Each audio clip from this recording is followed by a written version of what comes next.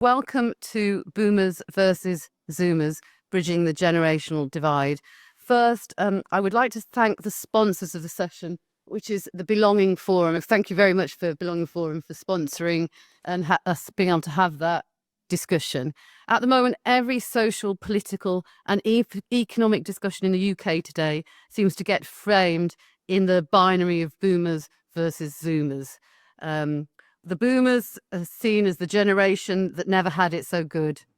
They lived at a time when there were jobs with good pensions, you could afford to buy a house, society was socially mobile.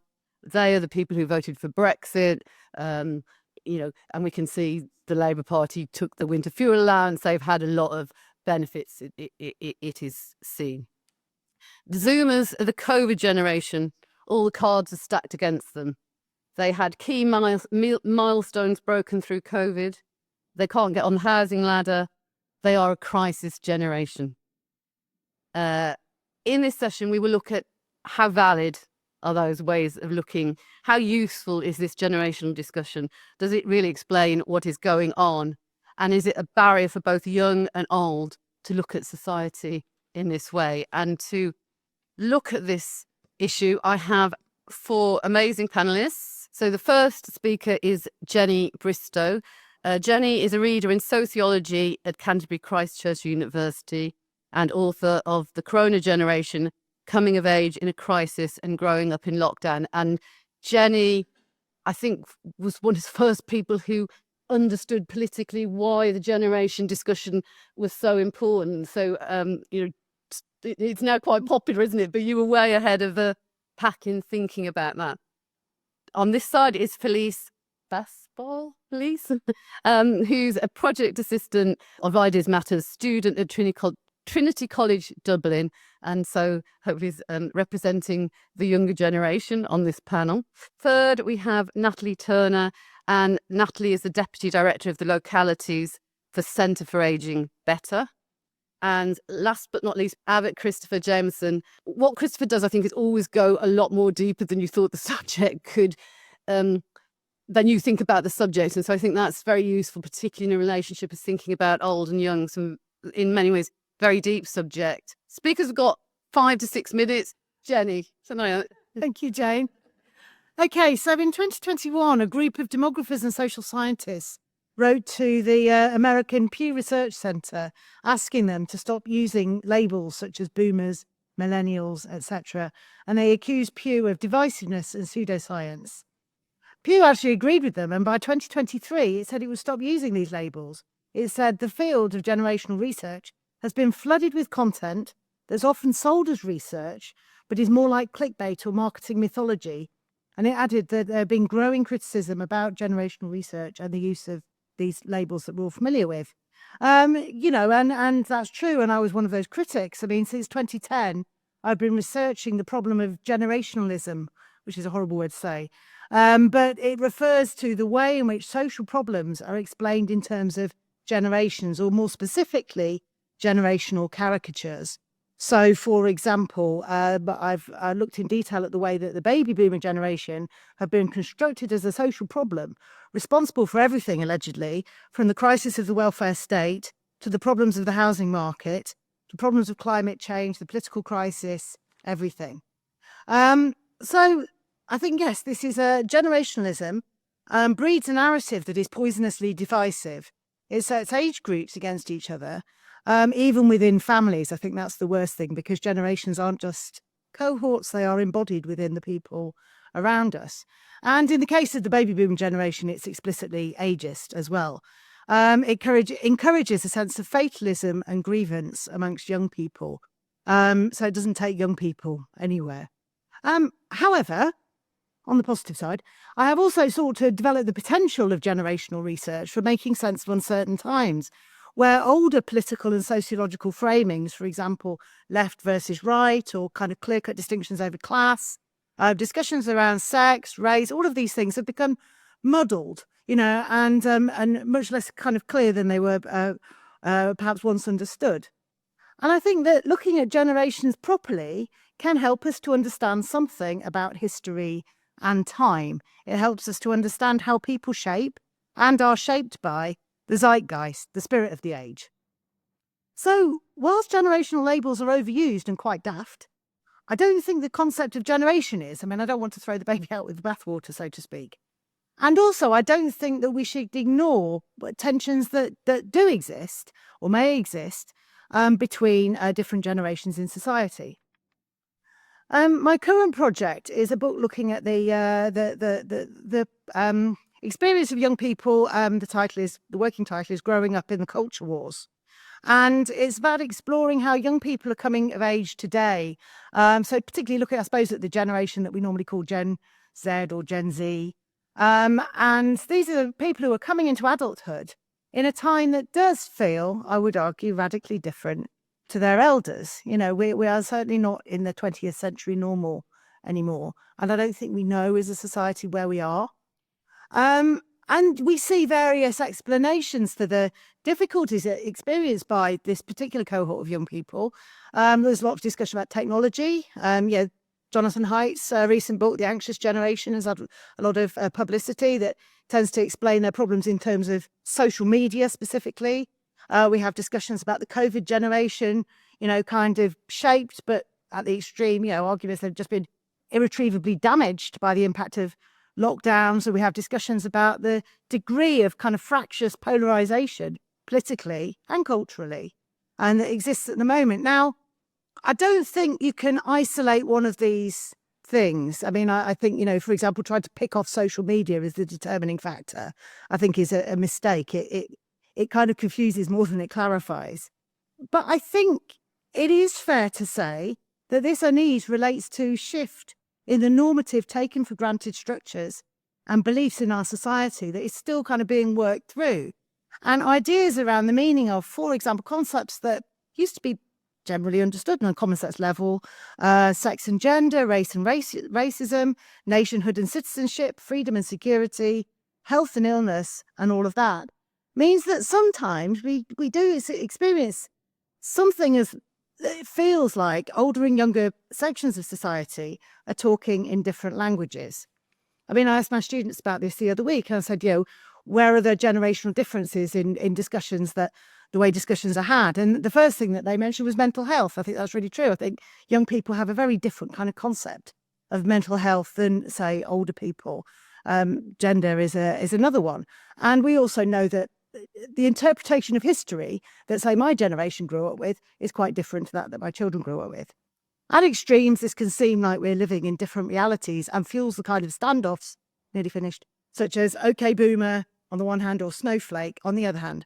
Now, the thing is, just to conclude, I don't think we live in different realities. Pew's own research shows fairly weak identification with these generation labels, actually. And in daily life, work and education, we share spaces and have conversations. We're living through an intense period of cultural fragmentation, but we're living through this together. It might be most destabilizing to the young as they don't have the historical experience to counter it, but that makes the relationships with older generations more important. I think young people are actually crying out for wisdom and guidance. If, apart from anything else, there's something to argue against. So I would say that the bigger problem than the disorientation of young people at the moment is the defensiveness of older generations often, their preparedness to jump on board the bandwagon of this kind of year zero narrative that says older people have messed everything up, young people need to sort it out. To improve the intergenerational conversation, older generations need to stop apologising for the reality that they grew up in and present a stronger bulwark against the cultural trends that seek to detach young people from the past.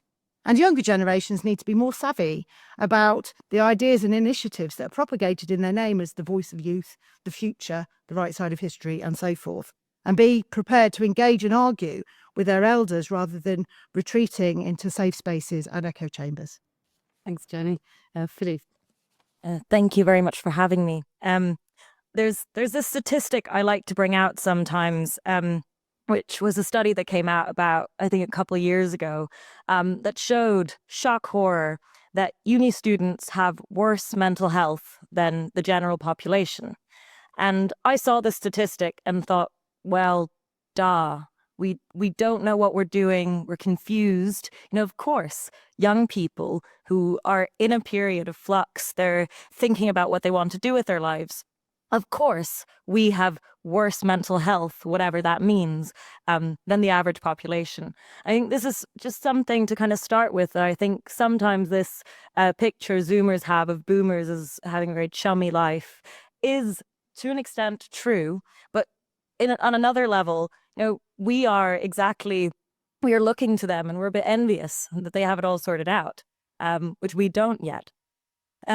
But nevertheless, there are these things, and I think Jenny very nicely laid out that there are differences between boomers and zoomers and between the different generations in between, and that these kind of the housing market, the young people going into, the COVID we lived through, the fact that our political language is so difficult to navigate, our political world is difficult to socially and on a larger scale. But I think that while this is kind of what's going on a societal level, and Zoomers have this picture of boomers as a whole group, and boomers have a picture of Zoomers as a whole group, and everyone has a picture of millennials as a whole group. And this is what we'll sit around talking about in school. We'll talk about the boomers, and the boomers in their book clubs will talk about the Zoomers and the snowflakes.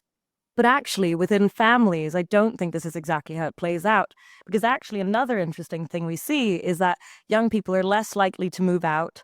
People have better relationships with their parents by and large. They have good relationships with their grandparents. There isn't this constant tension that you would expect in this world where we supposedly are so different and think of each other in quite empowering words. So I think what I want to argue is that this is because of an intergenerational touchiness that on the face of it brings us all closer together, but really it ends up tearing us further apart. And what I mean by this is something that actually we've been talking about in quite a lot of the discussions around universities, is the relationship between the academic and the student. And that in this relationship, it used to be the case that the academic would have a clear authority over the student, and the student would have to listen, and there would be differences, and these would be borne out in the kind of conversations that you have. But a lot of what you meet now, if you come to university, and especially if you're someone who's open to discuss, I study history, so if you're someone who is willing to look at the past as a kind of separate place, a lot of the time it's your job to draw out, your professor and kind of show them that you are the right kind of student who they can talk to as a normal student. And then they slowly build up confidence, and then they're willing to teach you properly. But this is your job. They're touchy. They don't come out and say how they feel. They wait for you to kind of open up this door between the two, because really they're scared, and they don't open up. They don't actually tell the students how they see the world. They just kind of retreat back, say, I'm just here for you and whatever you want. So I think this means that we are kind of siloed off, and even though we have nice chummy relationships with our professors, we're not actually engaging with them properly. And all of these differences there are between generations, because we are different. The millennials and the zoomers and the boomers are different, and the millennials are actually much more snowflakey, if you're going to look at it that way, than the zoomers are. I mean, the statistics coming out about what zoomers are, boomers have quite a wrong image in many ways of what a zoomer is, because they have it from sitting in their fancy houses and in their book clubs talking to their friends that are the same age. And then they show up to their grandchild who they think is a certain way, but actually they never actually ask them what they think because they're too afraid of opening up that intergenerational dialogue. I think the kind of final thing I'll end on is this giving over of responsibility to the Zoomers, and thinking that, you see it a lot with environmentalism, that you have these older people who kind of the young people will solve it, and they've got it all figured out. The young people know better than the old people. But I really think this is a fake respect. And it's a fake respect for sort of young people and their opinions. And it actually is a complacency, and it's a giving up of the responsibility that older generations have to raise younger generations. And this requires tension. So boomers and zoomers are different. And I will argue, I've here argued, I think, that the problem is that there isn't enough intergenerational tension. And that's where we're going wrong. Thank you, Felice. Natalie. Thank you. Yes, great to be here. And I didn't feel like it on a Sunday morning quite so much. What am I doing like something like this on a Sunday night? But actually here, hearing different views and seeing different faces in the audience, it's great to get outside of my normal bubble.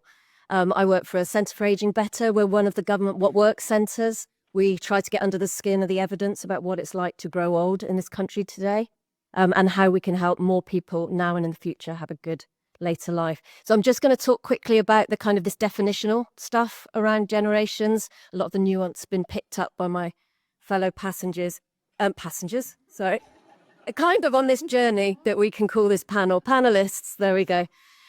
Is it helpful, I think, is the most important question. And then a couple of ideas about how I think we can do something about it. So first of all, I kind of get people to sort of, when you talk about the intergenerational, thinking about generations, the nuance, what we're talking about, we kind of, when you get a bit closer, we'll be talking about a cohort of people who shared and grew up in a similar age, a huge lump of people that share similar characteristics just by dint of being that age.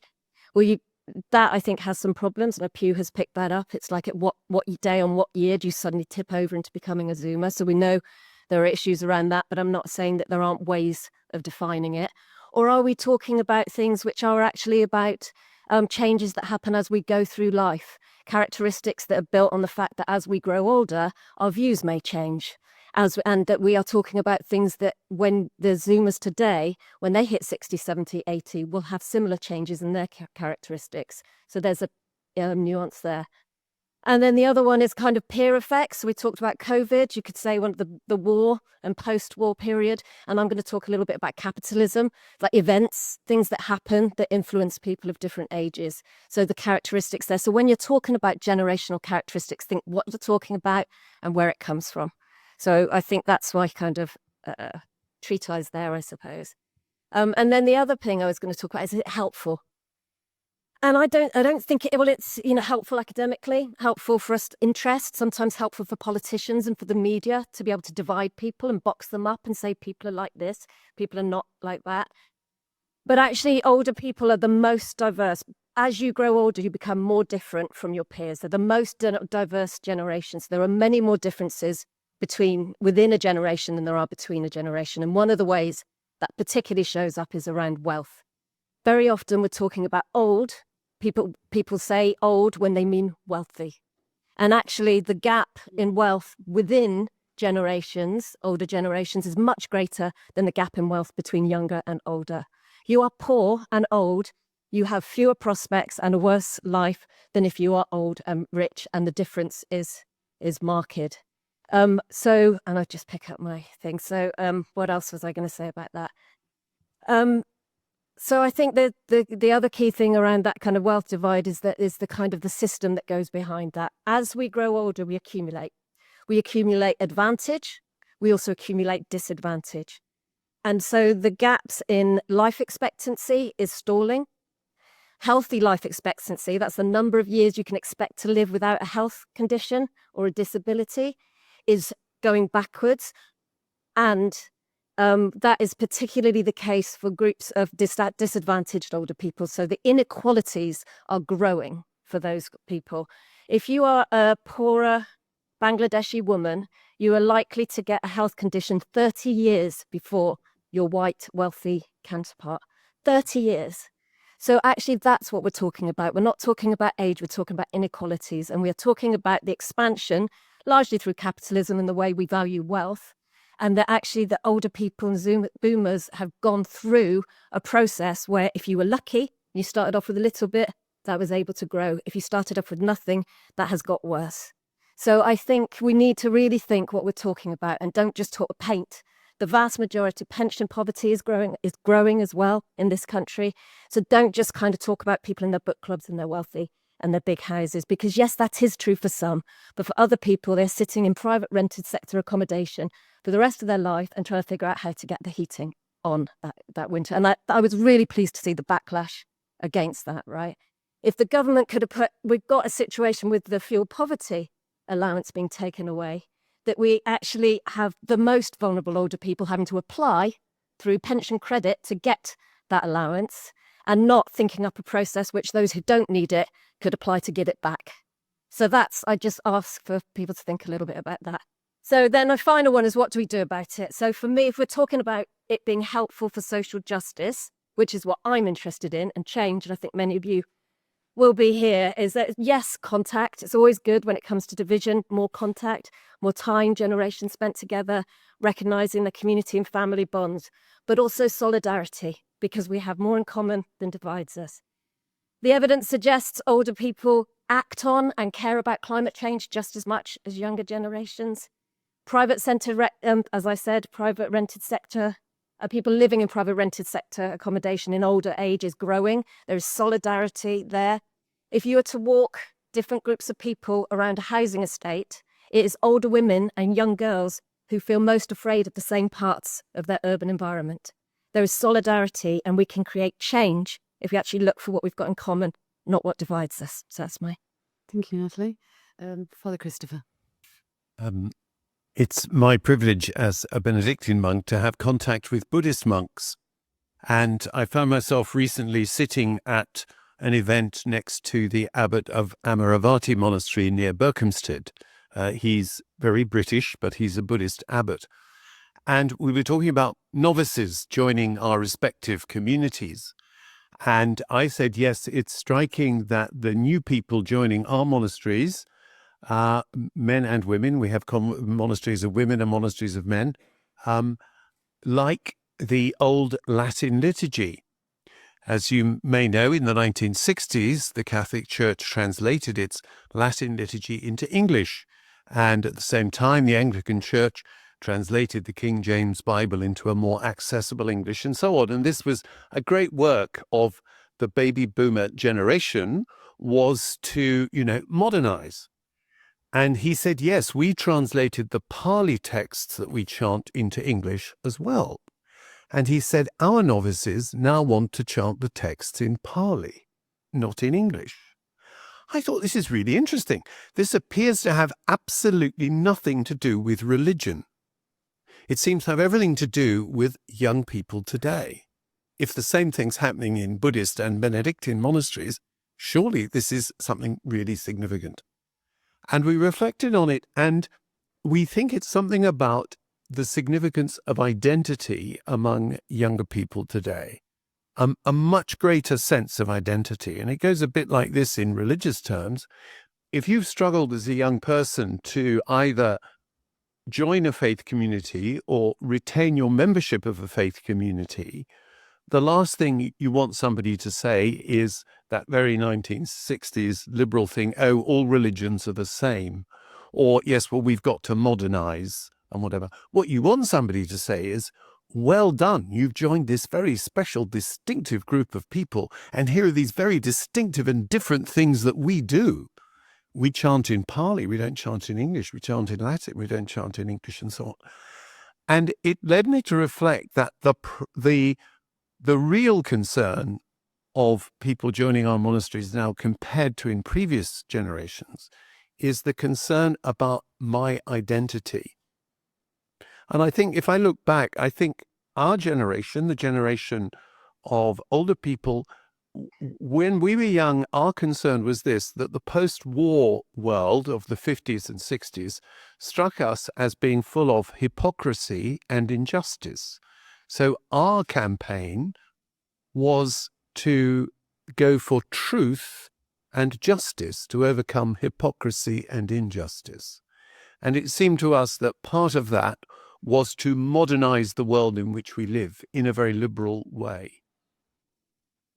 And the younger generation seemed to want to prioritize my truth and my justice. Now, I don't want to add a moral value to either of those two. It's just, it seemed to me, what preoccupied an older generation was truth and justice. And what preoccupies a younger generation is my truth and my justice. And so we see the great emphasis among young people on identity, and young people introducing themselves and often forcing older people to introduce themselves in ways they feel uncomfortable with saying, I am a gay person with disabilities, and stating this is my identity. And some companies even insisting that you have to start by introducing your identity when you speak. And this makes an older generation feel very uncomfortable. But there is something here, and I think it's really worth exploring. What is it about personal identity that everybody can learn from? How do we have a world in which people of different identities feel comfortable without imposing a kind of identity language on people? I've just come from the debate on inclusivity, diversity, and equality. Yeah. And how do we have a world in which young and old together can explore emerging issues about identity, which I think are important, but can be very difficult for an older generation to navigate? And I'd be very interested to hear from the younger people in the room whether this question of identity looms as large as it seems to me it does for them. Thank you. Brilliant. Thank you, Kat. Can we thank the panel for the first bit? And we'll go straight out to the audience. So any questions?